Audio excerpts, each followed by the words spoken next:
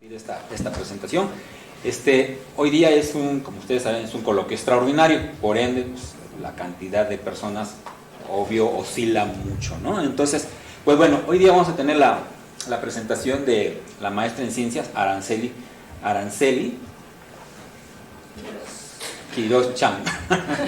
Ok, ella está haciendo el doctorado en la Universidad Pontificia, Universidad Católica del Perú, allá en Lima.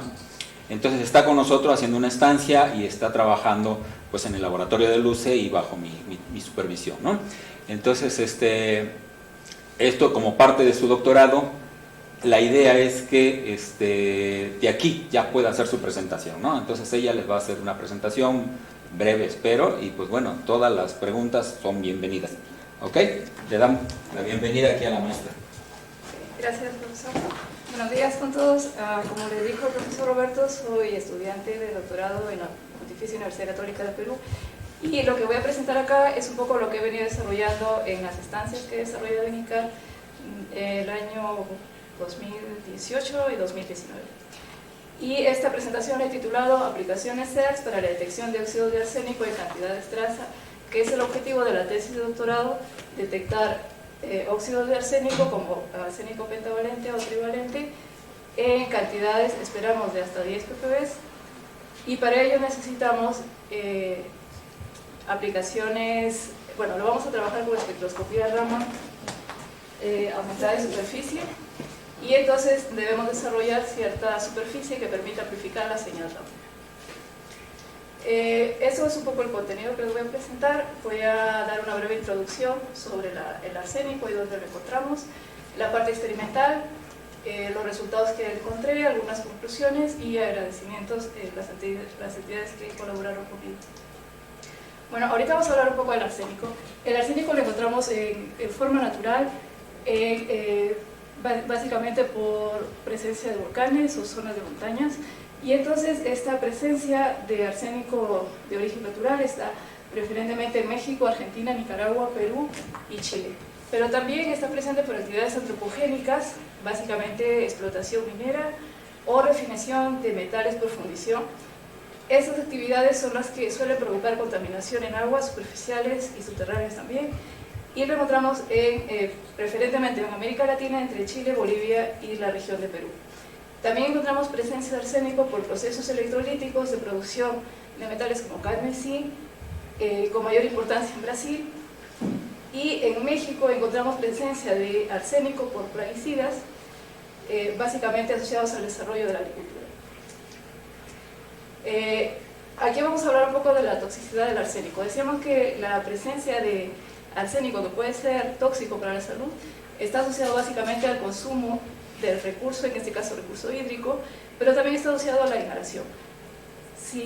Cuando nosotros estamos expuestos a la exposición por bebida, básicamente estamos hablando de personas que pueden hacer consumo de este recurso por aguas superficiales cercanas a regiones mineras o por aguas subterráneas, hablamos de aguas de pozo. Y tenemos importante presencia de arsénico pentavalente en aguas superficiales y arsénico trivalente en aguas subterráneas. Asimismo, presencia de arsénico trivalente por exposición a algunos aerosoles o vertidos productos de las fábricas de pesticidas, fundidoras como de tabaco, etc. La escala de toxicidad del arsénico la mostramos acá. Tenemos el arsénico más letal, se presenta en forma de arsina, que básicamente son en forma de gas, y este producto es altamente letal, básicamente una exposición de 25 partes por millón por 30 minutos produce la muerte casi instantánea. También podemos estar expuestos a arsénico trivalente y estos derivados a arsenito de sodio, arsenito de cobre, etc., con un riesgo de toxicidad 10 veces superior a la exposición a arsénico pentavalente. Cuando hablamos de arsénico pentavalente hablamos de arseniato de sodio, de calcio, otros ácidos, y casi sin riesgo de exposición el caso de los organoarsénicos, como son los arsenoazúcares, arsenolípidos presentes preferentemente en especies marinas. Bueno, este producto también se encuentra algunas veces en ciertos cultivos y bebidas como el arroz, vegetales de tipo crucíferos como las coles, también la cerveza y fórmula de bebés. Estos últimos, la cerveza y fórmula de bebés, siempre que su contenido tenga presencia de arroz, que tenga alguna cantidad de arsénico, preferentemente pentavalente.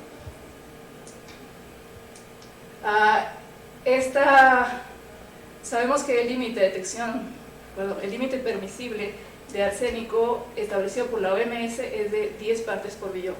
Concentraciones o estar expuesto a concentraciones superiores a este valor, pues puede degenerar ciertas dolencias y afecciones a la piel, que en algunos casos puede ser reversible si es que se deja de estar expuesto a alguno de esos contaminantes, pero que en el caso de desarrollar algunos tipos de cánceres, pues este ya es irreversible, ¿no? Sin embargo, aún a pesar de la toxicidad que puede tener el arsénico, y que ya vemos que el límite aceptable es muy bajo realmente, algunas regiones de América Latina, Asia y Estados Unidos todavía están expuestos a altos niveles de concentración de arsénico que van hasta mayores a 0.5 ppb con ppm, y esto debido principalmente a exposición por agua de pozo, agua subterránea. Bueno, ya les decía, los órganos arsénicos, principalmente presentes en especies marinas, pues no presentan toxicidad alguna. Tampoco hay muchos estudios acerca del tipo de toxicidad, ya que en general el consumo de este recurso es mínimo. Normalmente se consume este recurso una vez al mes y no se ha encontrado alguna toxicidad con estos organismos. Pues bien, en el tiempo se han desarrollado una serie de técnicas de detección para encontrar cantidades trazas de ciertos compuestos. Concretamente, estos niveles que se ven acá están asociados al límite de detección que tienen estos equipos, para el arsénico. Entonces ya vemos que el equipo ICP-MS tiene un límite de detección muy bajo, del orden de 0.01 microgramos por litro para detección de arsénico. También se ha desarrollado la espectroscopía Raman, que es como más fresca en el desarrollo de la evaluación de contaminantes por esta técnica. Sin embargo, ya vemos que el límite de detección la técnica no es tan sensible al arsénico como estas otras. Pero lo que podemos resaltar de esta técnica es que puede ser altamente portátil y puede permitir medidas in situ acerca de algún tipo de contaminante que queramos evaluar. Las demás técnicas pues obviamente requieren transporte de la muestra al laboratorio, una alta infraestructura, alto instrumental para hacer estas mediciones. Pero una desventaja, tal vez en la espectroscopía CERS, está asociada al hecho de que requieres una superficie que permita hacer esta amplificación CERS, y desarrollar esta superficie, eso me parece que sí es un desafío, sobre todo por si lo trabajamos con métodos de síntesis química. Pues bien, ahorita voy a hablar un poco de cómo es que funciona la espectroscopía Raman aumentada de superficie, conocido en inglés como CERS. Básicamente es una técnica que ayuda a amplificar la señal Raman por la presencia de una superficie que tiene que tener ciertas condiciones. Esta superficie tiene que ser metálica para permitir el desarrollo de plasmones de superficie, y además de ser metálica no tiene que ser una superficie plana, sino que tenemos que considerar ciertos parámetros de rugosidad asociados a la superficie, y además si es que sembramos nanopartículas allí, tamaño de nanopartícula, forma de la nanopartícula, separación de la nanopartícula, y esos parámetros van a permitir generar campos electromagnéticos en las vecindades de las nanopartículas que van a interaccionar. Este campo electromagnético generado va a permitir favorecer la señal Raman en una molécula, la señal Raman que vamos a obtener de la molécula no va a ser debido solamente al láser, a la fuente de excitación, sino también a los campos electromagnéticos que se generan en las vecindades de las nanopartículas. Para que este campo eléctrico sea visible, o sea, digamos, los efectos sean observados en la respuesta CERS, necesitamos que estas nanopartículas tengan una separación del orden de 5 nanómetros, más o menos, y tamaño de nanopartícula no mayor de 100 nanómetros. Bueno, estas condiciones en la superficie van a permitir la presencia de un plasmón de superficie, que básicamente es como se genera este efecto CERS, y la forma de este plasmón o dónde está resonando este plasmón vamos a poder observarlo a través de un espectro de UV-Vis que va a tener una banda de resonancia plasmónica con una posición que va a depender de la geometría de la nanopartícula, de la separación, de qué tan aglomerados están, etc. Es decir, este análisis va a darnos información acerca de cómo está la superficie metálica y cómo está asociada la respuesta de plasmón en esa superficie metálica.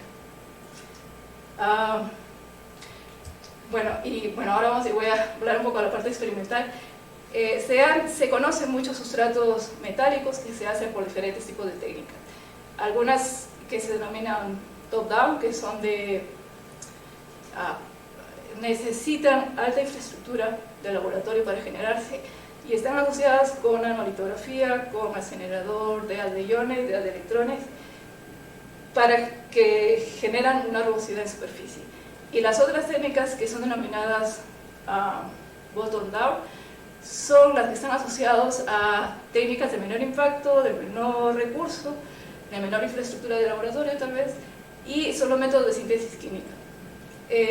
Hay algunas técnicas por síntesis química. En esta oportunidad he trabajado con la técnica de electroles, y para desarrollar esta técnica necesitamos hacer una serie de pasos de tratamiento de la superficie con la que vamos a desarrollar esta película. He trabajado con superficies de vidrio de 1 por 1, y entonces hay que tener especial cuidado en el proceso de limpieza de los vidrios, y la idea es que estos vidrios tengan una rugosidad alta para sostener las semillas que se van a ser sembradas allí con el objetivo de catalizar la superficie. Entonces estos vidrios fueron sometidos a 2 procesos de limpieza con ácido nítrico y de ataque químico posteriormente con hidróxido de potasio, y bueno, observamos un incremento en la rugosidad de superficie. Después de este proceso hacemos el proceso de sensibilización y activación de esta superficie por la reacción redox de estaño-paladio. Sembramos semillas de paladio. Esta es la imagen en AFM de la superficie de paladio con el objetivo de generar sitios activos que sirvan de catalizador con la deposición metálica posterior. Bueno, ya que está catalizada la superficie, se hace el depósito de plata, y este crecimiento de las nanopartículas se va a desarrollar ya por la técnica de electrones, que es un proceso donde no necesitas terminar la base que tienes catalizada. Digamos, tengo estaño paladio, el paladio se reduce hasta que se acaba, tengo la superficie catalizada y luego deposito la plata. Esta se deposita en la primera capa por redox, y la siguiente ya es lo que se conoce como proceso electrones, que es un proceso de plateado sin electricidad. Aquí vemos la imagen de superficie de la película metalizada, que bueno, sería que aquí hay como nanopartículas de plata, y más o menos el tamaño es alrededor de 100 nanómetros. Estas superficies se caracterizaron por algunas técnicas como AFM, UV-Vis y espectroscopía Raman CERS, y este trabajo se desarrolló en las instalaciones de LUCE con los equipos de AFM, UV-Vis y equipo VITE. Entonces, lo que observamos acá son las mismas imágenes evaluadas por AFM, pero en la parte superior tenemos las imágenes de fase que nos dan un poco la información de cómo está la distribución en superficie, y nos da una idea un poco de la forma. Yo creo que esto es como equivalente a las imágenes C, porque es una imagen como vista en planta y no nos da información de profundidad. El sistema hace cálculos y te da las imágenes de AFM de topografía en superficie. Acá en esta parte ya nos da información acerca de la rugosidad del material. Y entonces tenemos que la rugosidad del material ha cambiado en función del tiempo de depósito de película metálica, desde 9 nanómetros, 20 nanómetros para 15 minutos y 59 nanómetros cuando el tiempo de depósito fue de 25 minutos. Este valor es la rugosidad cuadrática media, es decir, es un parámetro que da el material. Si queremos obtener la rugosidad o el perfil en una zona, pues sí, el sistema también te permite generar ese perfil, pero me interesaba la rugosidad cuadrática media porque es como, digamos que es que quiero correlacionarlo con la respuesta a CERS. Y este es el equipo utilizado para la evaluación de AFM. Es el equipo Vitek Alpha 300.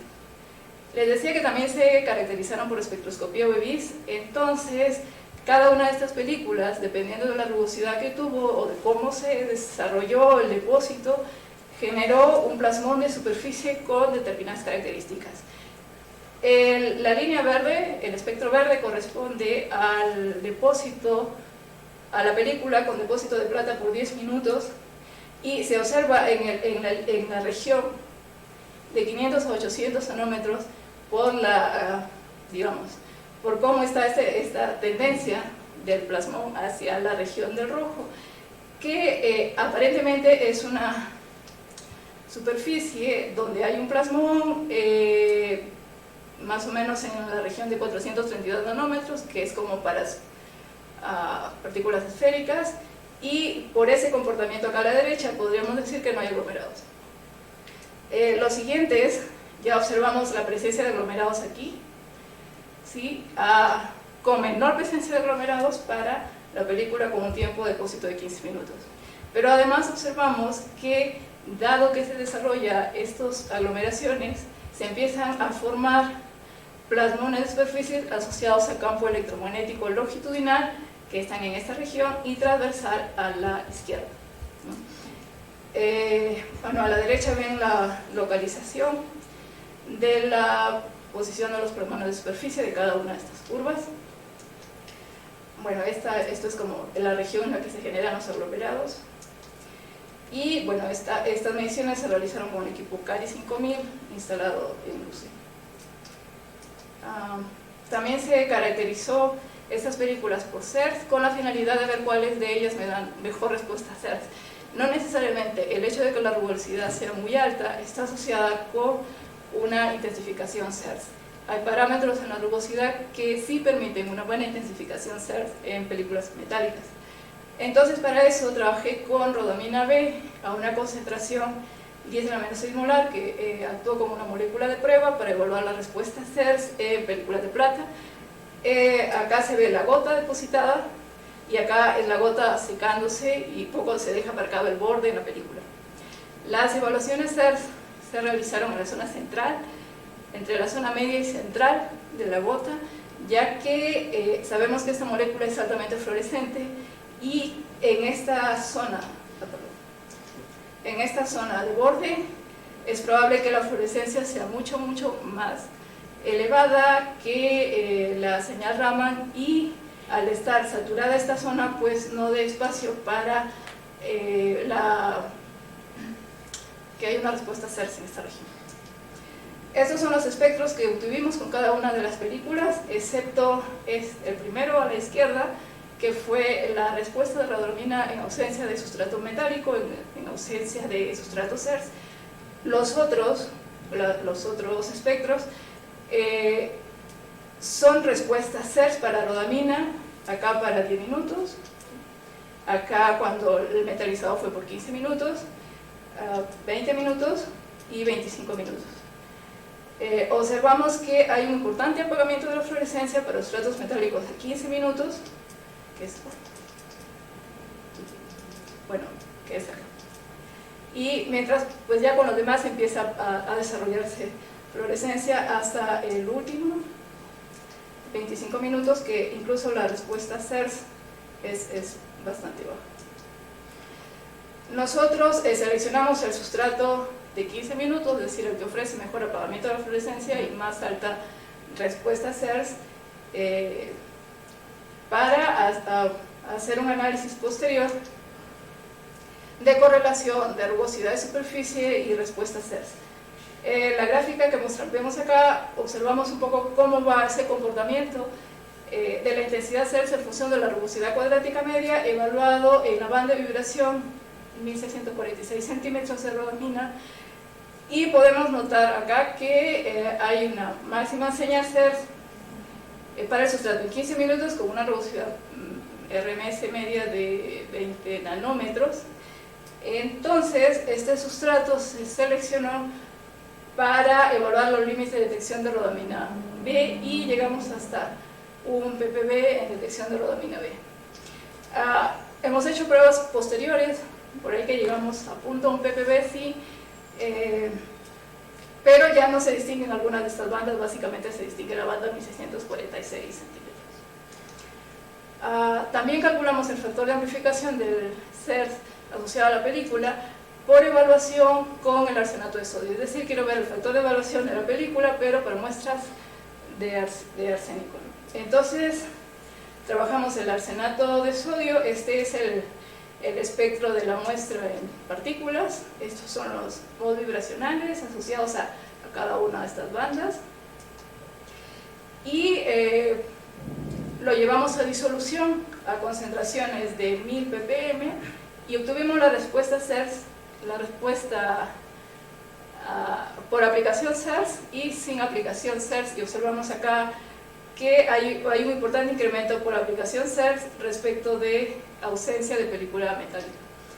A la derecha vamos a ver el detalle de la curva del modo vibracional de cada una de estas señales. Observamos que, bueno, de repente no lo ven, pero para la aplicación CERS tenemos una intensidad pico-pico de 20.000 cuentas.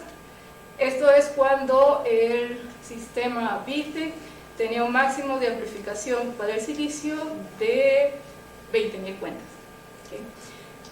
Y vemos acá la línea roja, donde aparentemente no vemos presencia de compuestos de arsénico, pero pues hacemos el zoom y tenemos una intensidad de 100 cuentas. Entonces sí vemos el efecto de la intensificación de la señal Raman por la película. Y esta es la relación para obtener el factor de aumento de la película metálica. Necesitamos información de la intensidad CERS y la intensidad Raman de la sustancia a la misma concentración, y además necesitamos información del número de moléculas presentes durante la evaluación CERS y Raman. Bueno, aquí para este cálculo tenemos que tener en cuenta el objetivo, tenemos que tener en cuenta el área y ciertas condiciones de la muestra, como densidad de la muestra o peso molecular de la muestra con la que estamos trabajando. Bueno, esos cálculos nos permitieron encontrar un factor de aumento CERS de estas películas del orden de 10 a la quinta.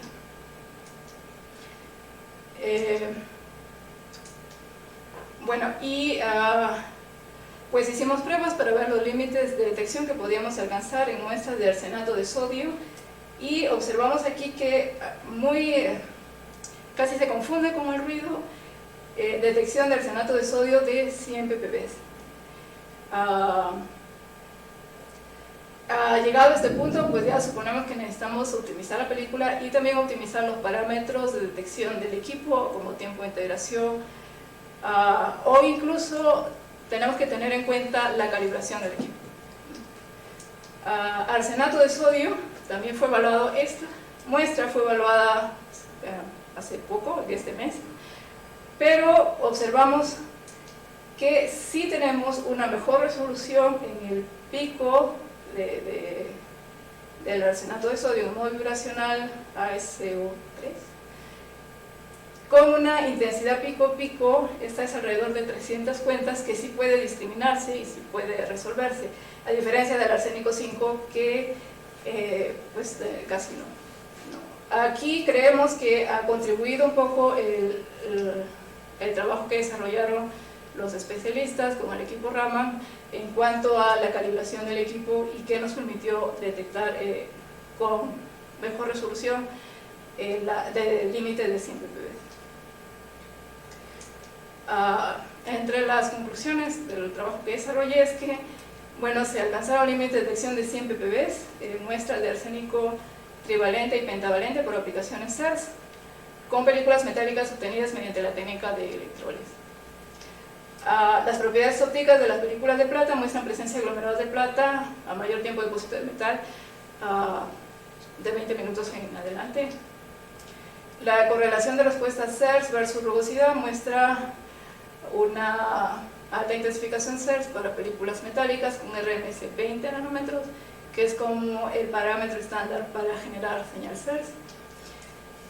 Pero además, como resultado de estos trabajos desarrollados hace 2 años, se elaboró un artículo de investigación que fue presentado a la revista Material Research Express de IO.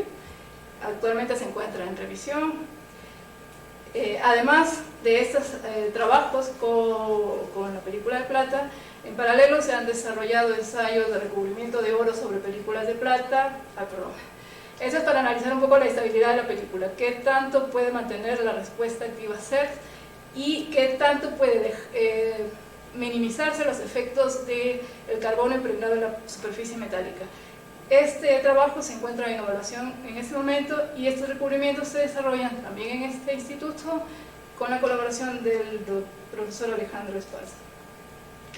También se han realizado ensayos para generar películas CERS, pero por la aplicación de un acelerador de iones en las instalaciones de la Facultad de Ciencias. La idea es comparar la respuesta que podamos obtener de este sustrato. Hacemos la evaporación de la plata y lo bombardeamos con iones y debemos observar qué rugosidad genera y qué respuesta CERS da. Esperamos que en este caso la rugosidad sea controlada y sea uniforme, bueno, dentro de lo que cabe. Pero también es una actividad que se encuentra en evaluación o que puede ser retomada posteriormente por investigadores de esta institución. Y además en el periodo 2018 y 2019 se presentaron contribuciones a congresos. En el 27 International Material Research Congress, la Conferencia Internacional de Superficies y Materiales Nanoestructurados en Polonia, el Congreso Nacional de Física en Puebla, y recientemente el coloquio Espectroscopio Internacional y primer LAM Blitz en la Ciudad de México en junio del 2019. Bueno, agradezco todo el apoyo brindado para este trabajo a CAR y CAS por el proyecto PAPIC, que me proporcionaron todos los insumos y lo que necesito para hacer las prácticas experimentales. También a los investigadores que están colaborando acá en este trabajo, al doctor Sato, el profesor Bañuelos, Guadalupe Bañuelos, Esther Mata, la doctora Norma Sánchez, el doctor Flores, Alejandro Esparza, la doctora Mejías, la doctora Solís, la doctora Islas, Claudia Bautista y la doctora América Vázquez, ojalá no me olvide de alguien más. También a la Facultad de Ciencias de esta universidad, los investigadores, a la doctora Fuentes, el doctor López, doctora Rodríguez, al magíster en Ciencias Ortega, que colaboró conmigo el año pasado, sí, y el magíster en Ciencias Hernández. Y a la universidad de la que procedo, la beca Huiracocha, que me proporciona los fondos para estar acá, también al Fondo DARI y al Fondo de Movilidad Internacional, los investigadores Manzoni, Rubén Sánchez, doctor Briseler, doctor Guerra, doctora Mejía, doctor Alberto Gago y doctor Fernández, y también al proyecto Fondesit, que es el proyecto de desarrollo de ciencia y tecnología asociado al CONCITEC, el proyecto Fondesit que en colaboración PUC, gobierno PUC, financió algunas de las estancias que me permitieron estar aquí. Eso es todo. Gracias por su atención. Bueno, ¿preguntas? Aprovechen. Habías dicho al principio que esta técnica no es destructiva. Eso quiere decir que puedes recuperar el material. Que no se pierde el material entonces. O sea, sin romperse. ¿Eso hace que tus placas sean reusables? De momento no podríamos hablar de reusables hasta que tengamos claro cómo eliminar todo lo que podemos tener ahí. Porque si nosotros evaluamos una muestra contaminada, en esa superficie van a quedar restos de material particulado. Que a la fecha todavía no podríamos garantizar que se están retirando el 100% por alguna técnica. Pero entonces lo de reusable, que era no destructiva, no lo entendí. Bueno, en el sentido de que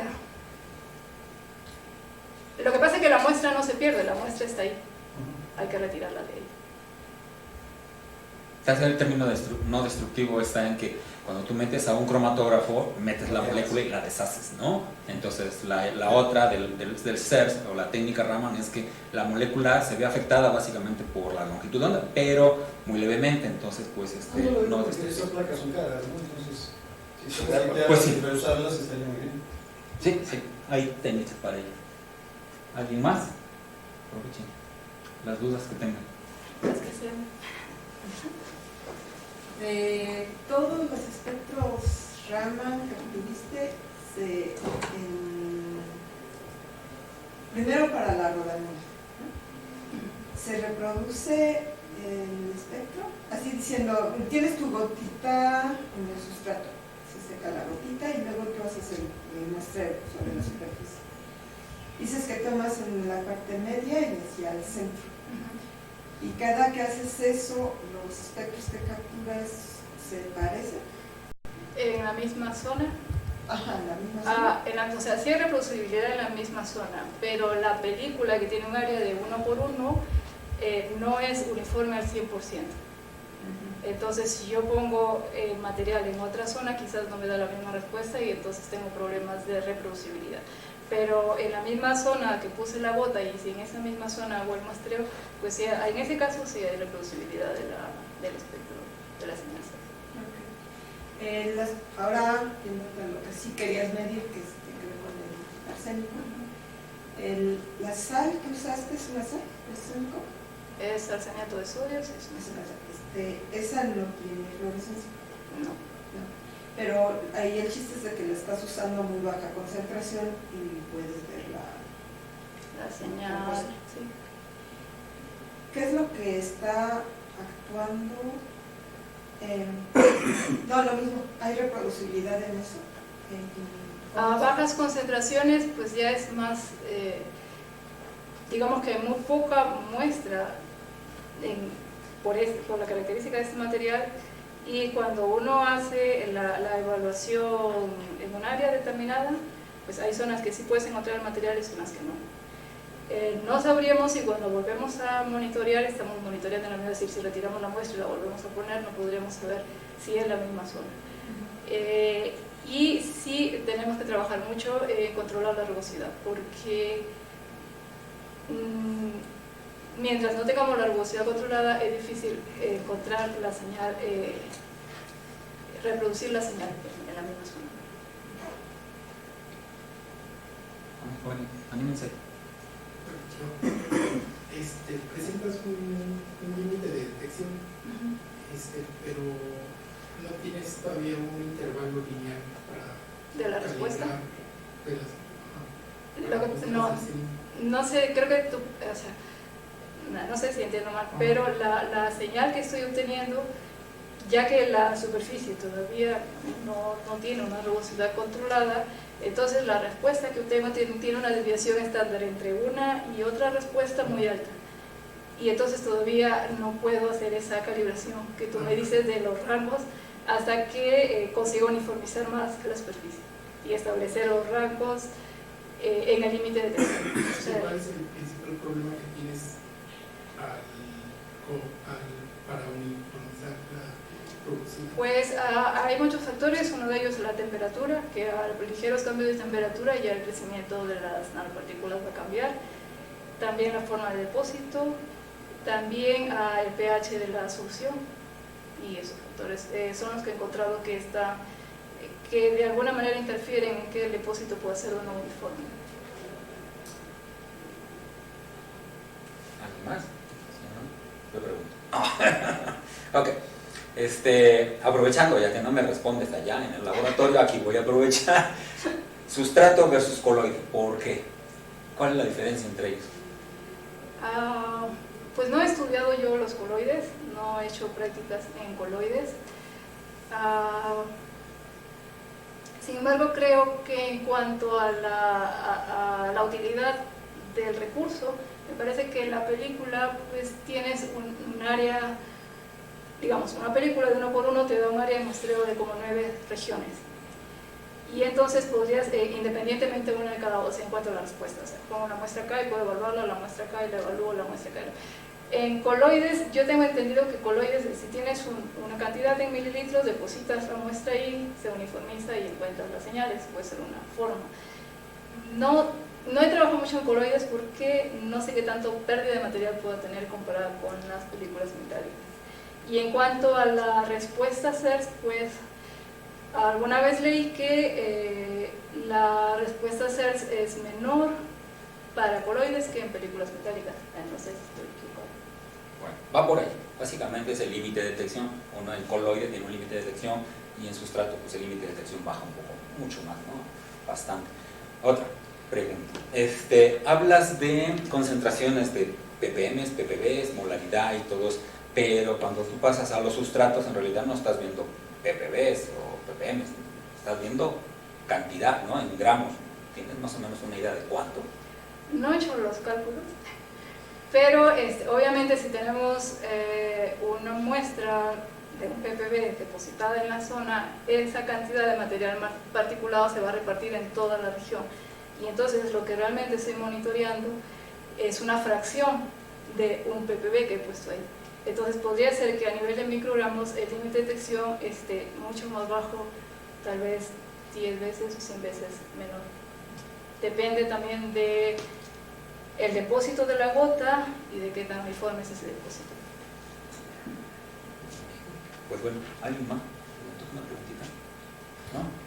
Pues bueno, gracias a ustedes, agradecemos a la maestra por su presentación y le deseamos suerte en su presentación de doctorado, ¿no? Esto es como recuerdo que hizo su presentación.